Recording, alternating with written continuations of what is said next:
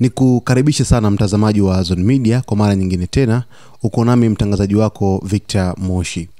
Mtazamaji, habari kubwa sana tangu siku ya hapo jana leo hii ni kuhusu mchakato mzima wa kusitishwa kwa vita katika ukanda wa Gaza kufuatia tamko la Hamas kwamba watakwenda kuachia mateka, lakini vile vile kukaribisha mazungumzo kwa ajili ya kutii ule mpango wa rais wa Marekani dhidi ya vipengele vyake 20 vya kusitishwa kwa mashambulizi katika ukanda wa Gaza.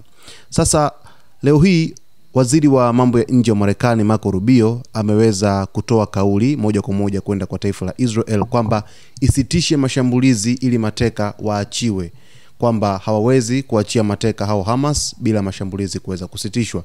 Licha ya jitihada zote za Hamas kuweza kutii amri ya rais wa Marekani Donald Trump, bado Israel inaendeleza mashambulizi katika ukanda wa Gaza kiasi cha kwamba kuibua wasiwasi mkubwa.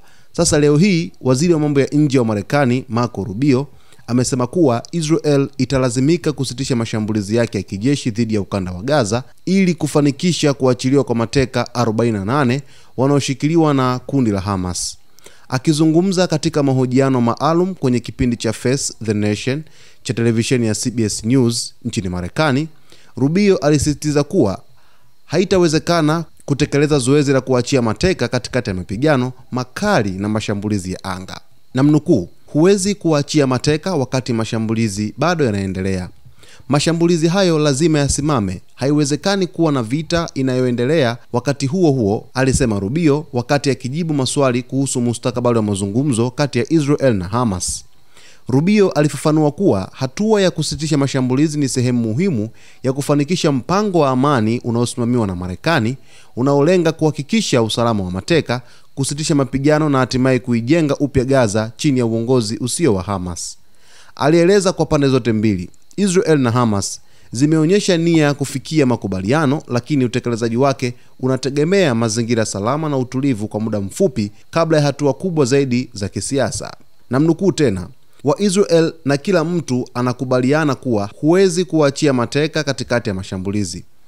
Ili hilo litokee, vita lazima visitishwe kwa muda. Lazima pande zote zikubaliane juu ya taratibu na maeneo salama ya kufanya mabadilishano, aliongeza. Rubio pia alisema kuwa Marekani inafanya kazi kwa karibu na washirika wake wa kimataifa kuhakikisha kuwa mchakato wa kusitisha vita na kuachiliwa kwa mateka unakuwa wa haraka na wenye usalama wa hali ya juu. Ameonya kuwa kucheleweshwa hatua hiyo kutazidisha mateso ya raia wa Gaza na kuongeza hasira za kimataifa dhidi ya Israel. Aidha, Marco Rubio aligusia mpango wa muda mrefu wa kujenga upya ukanda wa Gaza baada ya vita kumalizika. Alisema kuwa Marekani inaona umuhimu wa kuunda serikali ya kiraia itakayokuwa huru na ushawishi wa Hamas, ikihusisha uongozi wa Palestina wenye msimamo wa wastani pamoja na usimamizi wa kitaifa. Kwa mujibu wake, hili ni jambo muhimu ili kuepusha kurudiwa kwa machafuko yaliyosababisha uharibifu mkubwa wa kiuchumi na kibinadamu katika eneo hilo. Na nukuu tena kauli yake, tunapaswa kuangalia Gaza mpya yenye uongozi wa kiraia usiokuwa na Hamas na yenye taasisi thabiti zitakazosaidia kudumisha amani ya kudumu, alisema Rubio, mwisho nukuu. Kauli ya Rubio imepokelewa kwa hisia mchanganyiko kimataifa. Baadhi ya wachambuzi wameona ni hatua ya nadra kwa afisa wa ngazi ya juu wa Marekani kumtaka waziwazi Israel kusitisha mashambulizi yake, wakati wengine wakisema ni ishara ya mabadiliko ya mtazamo wa Washington kuhusu vita vya Gaza. Kwa sasa mazungumzo kuhusu usitishaji wa mapigano yanaendelea mjini Cairo chini ya usimamizi wa Marekani, Misri na Qatar.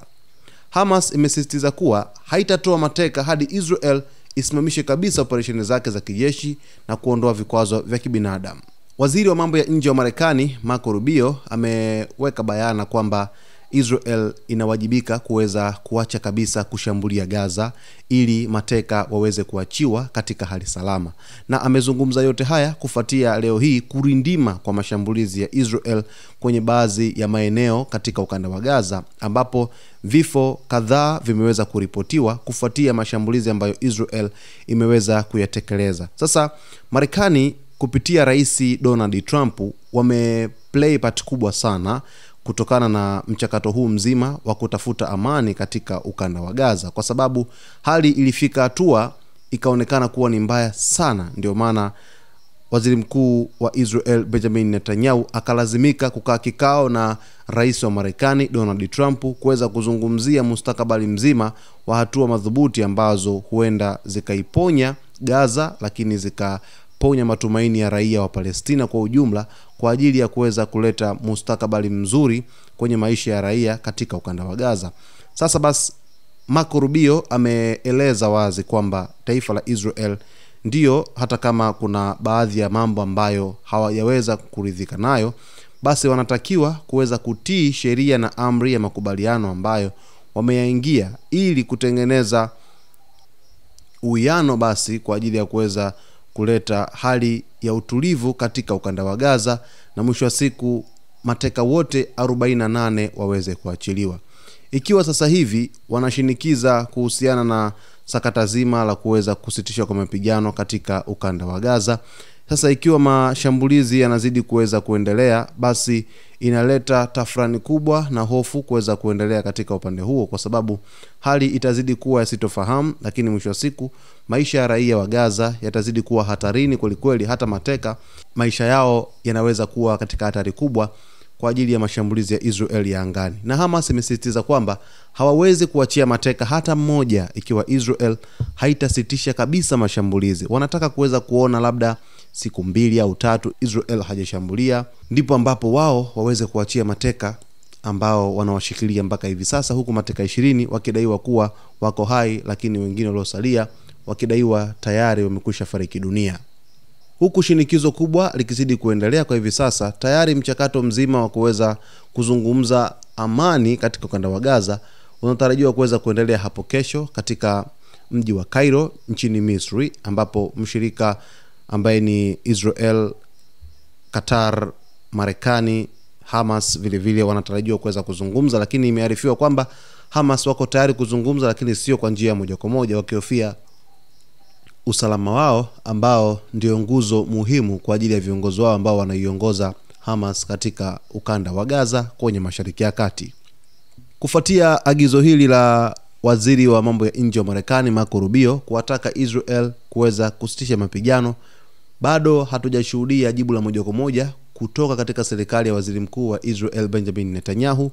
Labda kama ataweza kujibu hili jambo ambalo Marco Rubio ameweza kulizungumza, au sio tu kujibu, lakini vile hata kuweza kutii amri na sheria ambazo Marekani imeweza kuzionyesha dhidi ya taifa la Israel. Mtazamaji wetu, kuna mengi sana tutakwenda kuyafahamu hapa katika Zone Media, lakini kuna vingi ambavyo vinakuja dhidi ya mchakato mzima wa kuweza kutafuta amani katika ukanda wa Gaza. Tutakuchambulia kwa kina hatua zote muhimu ambazo zinahitajika kwa ajili ya kuweza kusababisha amani kuweza kupatikana moja kwa moja katika Mashariki ya Kati. Usisahau kusubscribe channel yetu, kulike video zetu, kucomment pamoja na kushare wakati wote.